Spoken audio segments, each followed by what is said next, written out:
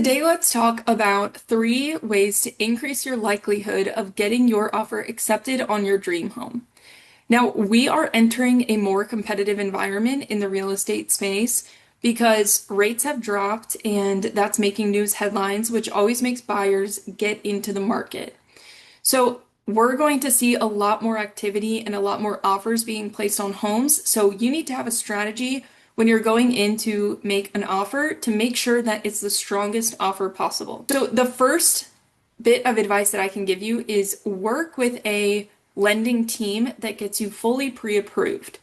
Now, what that means is they're getting your income statements, your asset statements, and looking at all of the debts that are on your credit to make sure that you can qualify for this property. Now, the alternative to that would be just getting a pre-qualification, which means that they're not verifying anything. So when we're collecting documents, we are calculating what you can qualify for based on how much debts you have, the income that we can use, because if you have fluctuating income or variable income like bonus or commission, there might be limitations to how much of that we can use depending on your job history.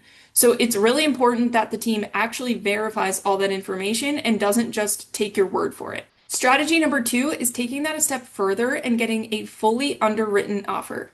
Now, typically in the mortgage space, once you go under contract, the first step is to submit that loan to underwriting. Underwriters look through the file with a fine-tooth comb and find anything that would keep us from qualifying and having this financing go through. So there are times when red flags come up during underwriting that keep us from qualifying, and you might lose financing on that home. So what we do instead is we move underwriting up in the process and we get you fully underwritten before you even make an offer.